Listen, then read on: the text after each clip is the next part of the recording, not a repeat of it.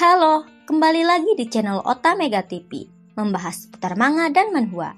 Kali ini Mimin akan membahas manhwa yang berjudul Master Kekuatan Spiritual. Jangan lupa like dan tekan tombol subscribe-nya. Kita lanjut ke alur ceritanya.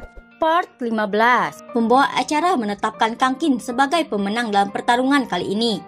Pembawa acara pun bertanya, apakah masih ada yang mau menantang Kang Qin? Orang-orang di sana membicarakan Kang Qin dan tak menyangka Kang Qin bisa menang. Kiwei yang melihat itu bergumam, bahkan seorang Liao pun bisa kalah. Habis sudah kali ini. Tidak lama pembawa acara akan mengumumkan pemenang pertama di kompetisi itu. Karena sudah tidak ada yang berani menantang Kang Qin lagi, pembawa acara mengumumkan pemenang kompetisi prajurit. Tapi Kim Musi menghentikannya sembari berkata, "Aku masih belum naik." Pembawa acara mengatakan, Kim tidak perlu naik untuk bertarung lagi karena timnya sudah menjadi juara pertama di pertandingan ini.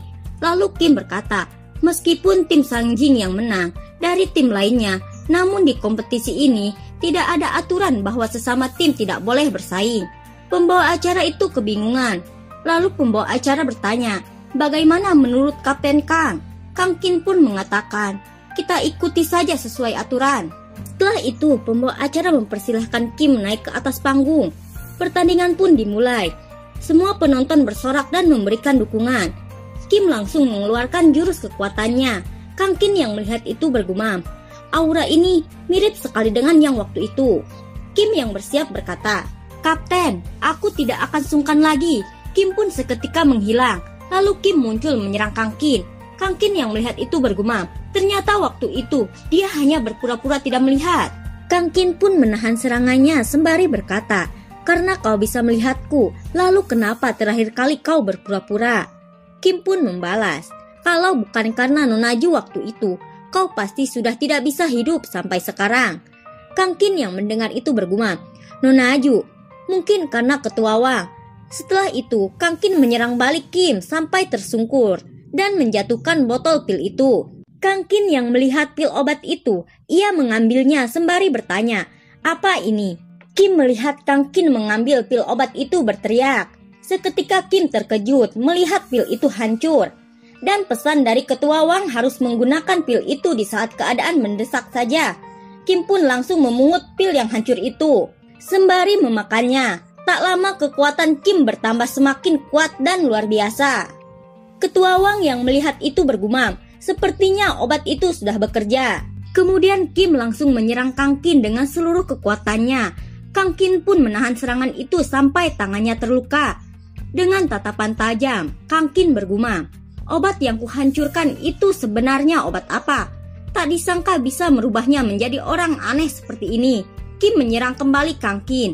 Kemudian Kang Qin mencoba mengeluarkan kekuatannya yang lain untuk menyerang Kim. Dengan kekuatan iblis, Kim menjadi semakin luar biasa kekuatannya. Kang Qin yang melihat kekuatan itu semakin cepat berkembang dan sudah mau menerobos titik Renyi. Kang Qin pun merasa jika kekuatan itu tidak dihentikan, maka akan berakibat fatal. Lalu Kang Qin mengeluarkan jarum akupuntur untuk mengunci titik akupuntur dan menekan kekuatan obat yang ada di tubuh Kim. Kemudian mereka berdua saling menyerang dengan kekuatan masing-masing. Ketika Kim akan jatuh saat diserang Kang Qin langsung melemparkan jarum akupuntur itu ke arah Kim. Dan jarum akupuntur pun berhasil ditusukkan di titik akupuntur roh iblis itu. Sampai Kim jatuh dan tak berdaya. Setelah itu, pembawa acara menghitung mundur. Ketika menghitung mundur, detik-detik pun menegangkan. Semua orang pun penasaran apakah Kim Musi akan bangun kembali atau tidak. Saat Kim berusaha bangun, pembawa acara menetapkan Kang Qin di posisi bertahan. Karena tidak ada lagi yang mau menantang Kang Qin, pembawa acara mengumumkan pemenang kompetisi prajurit tahun ini adalah Kapten Kang Qin dari kota Sangjing. Lalu pembawa acara memberikan selamat kepada Kang Qin sembari akan memberikan teratai api suci sebagai hadiahnya. Kim merintih kesakitan. Kang Qin yang mendengar itu menoleh dan kekuatan obat itu mulai menyerang tubuh Kim. Tak lama kekuatan roh iblis itu menguasai diri Kim. Roh iblis itu pun akan merebut teratai api suci. Kang Qin yang melihat itu bergumam, teratai api suci sangat berharga dan tergolong dalam api ekstrim. Jika bergabung dengan efek obat dalam tubuh Kim, Akibatnya pun tidak bisa terbayangkan. Ketua Wang menyuruh untuk memberhentikannya. Kang Qin pun langsung memukulnya sampai jatuh. Kim berteriak sangat murka sembari melihat ke arah Ketua Wang. Kim pun lalu akan menyerang Ketua Wang. Kang Qin dengan cepat menghadang dan langsung menyerang balik dengan melemparkan jarum akupuntur untuk mengunci denyut jantung Kim. Kim pun langsung tumbang. Kemudian Ju memeriksa denyut nadi Kim. Ju terkejut, Kim sudah mati. Kang Qin sudah mengetahui Kim hanyalah berpura-pura saja. Ia pun mendekat dan melihatnya. Setelah itu, Ketua Wang meminta pengawalnya untuk memindahkan Kim. Lalu Ketua Wang mengucapkan selamat kepada Kang Qin. Kang Qin yang mendengar itu bergumam. Sebab dan akibat dari masalah ini harus diselidiki sampai tuntas. Kedua orang itu pun tak boleh mati dulu. Malam harinya saat Kang Qin berjalan, Kang Qin menyuruh asistennya keluar. Asisten Kang pun keluar.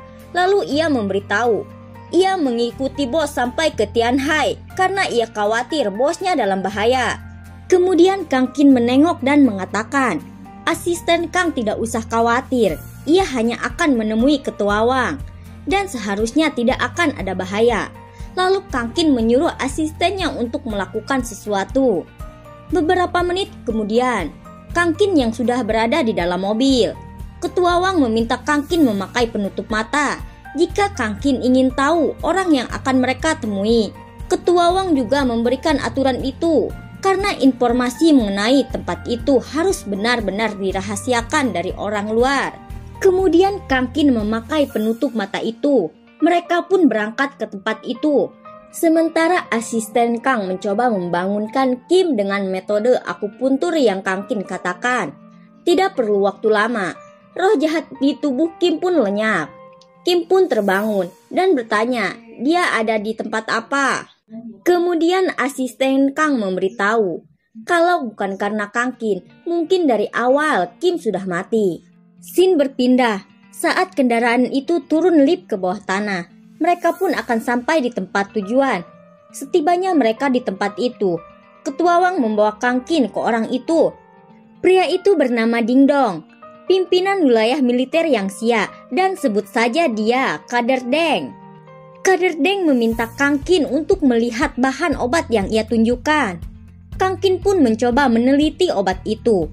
Kang Qin merasa obat itu hampir mirip dengan pil obat yang Kim Musi gunakan di kompetisi kemarin. Tapi obat itu tidak sejenis dengan obat ini. Efek obat yang ini pun hanya meningkatkan kekuatan untuk sementara. Kader Deng bilang, memang benar obat itu versi upgrade dari obat yang ini. Dan orang tua Kang Qin telah berkorban banyak untuk mengembangkan obat yang ini. Kang Qin sangat terkejut mendengar itu. Lalu Kader Deng membawa Kang Qin ke suatu ruangan yang berada di tempat itu. Sesampainya di ruangan itu, Kang Qin melihat foto pajangan kedua orang tuanya. Tak lama Kader Deng memberikan file studi yang ditinggalkan orang tuanya. Kang Qin pun melihat isi file itu. Lalu Kader Deng bilang, setelah serangan waktu itu, orang tua Kang Qin tidak bisa ditemukan. Kang Qin pun masih penasaran dengan kedua orang tuanya. Lalu Kang Qin bertanya, apakah masih ada hal lainnya yang Kader Deng ketahui mengenai orang tua Kang Qin? Kader Deng bilang, jika Kang Qin ingin mengetahui lebih banyak mengenai orang tuanya, Kang Qin harus melakukan satu hal untuk Kader Deng, yaitu Kang Qin harus mengawal seorang alkemis sampai ke Amerika 10 hari nanti. Dan orang itu masih ada kaitannya dengan orang tua Kang Qin. Dan di waktu kejadian itu, banyak anggota penelitian yang mati. Di penelitian selanjutnya, para peneliti bisa membuat terobosan besar setelah beberapa usaha selama bertahun-tahun. Dan secara bersamaan, ada orang yang ingin menghentikan penelitian itu, bahkan sampai mengirim orang untuk membunuh para anggota peneliti. Kader Deng juga meminta Kang Qin untuk mengawal karena prajurit sebelumnya hanya mengandalkan obat itu sebagai kekuatan sementara. Kemudian mereka berdua pun saling berjabatan tangan untuk menyetujui perjanjian masing-masing. Lalu Kader Deng memberikan obat-obatan untuk berjaga-jaga jika dalam perjalanan Kang Qin bertemu dengan prajurit master setengah langka.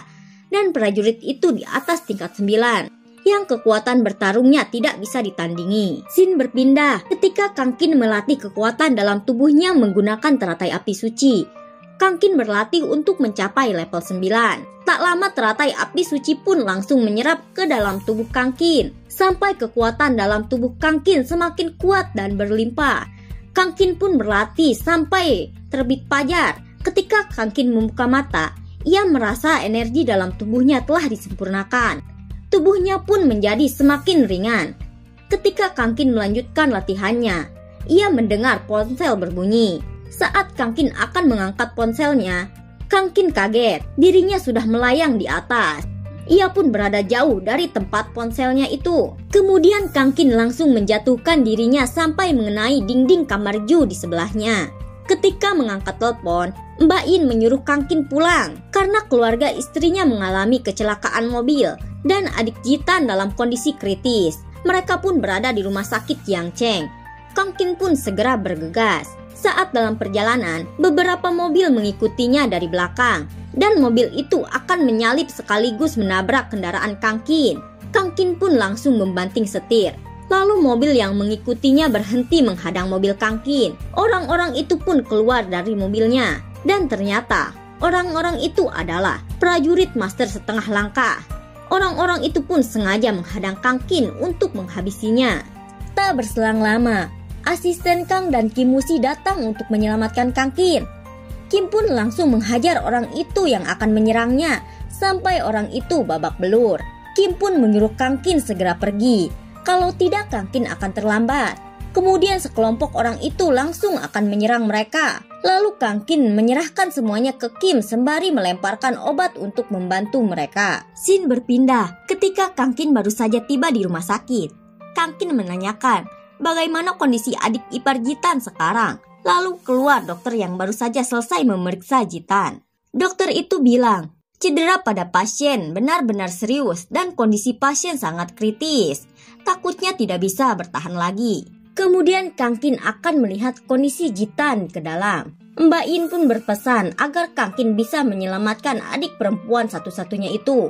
Ketika Kang Qin akan memeriksa adik ipar Jitan, Kang Qin merasa adik Jitan masih bisa diselamatkan. Kang Qin pun langsung menyembuhkan luka yang ada di tubuh Jitan dengan cara menusukkan jarum akupuntur ke tubuh Jitan yang terluka.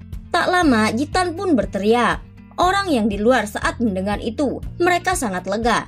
Jitan bisa diselamatkan. Jitan pun sangat kaget ketika ia terbangun Kang Qin ada di hadapannya. Kang Qin pun bilang ia di tempat itu untuk menyelamatkannya karena sebelumnya adik ipar Jitan terluka dalam kecelakaan mobil. Kang Qin mengangkat ponselnya yang berbunyi. Setelah itu, orang yang menelpon memberikan informasi bahwa yang mencelakai keluarga istrinya itu adalah Liao. Liao pun masih berada di Jiangcheng dan akan bersiap-siap kembali ke Tianhai. Sementara itu Liao dan rekannya lagi seneng banget karena Liao sukses mencelakai keluarga Kang Qin. Kang Qin pun yang tiba-tiba datang langsung merusak atap mobil Liao. Kang Qin pun langsung menarik Liao keluar atap mobil itu. Kemudian Kang Qin langsung melemparkan Liao. Liao pun sangat marah, sembari berteriak ke Kang Qin. Kang Qin pun langsung akan menghajar Liao.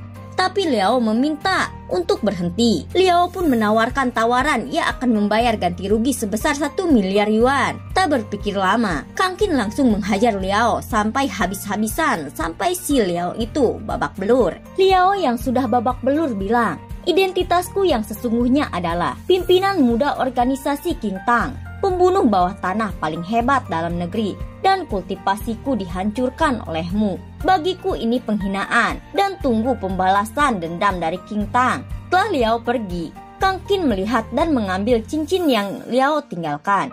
Dan cincin itu memiliki energi spiritual yang tidak biasa.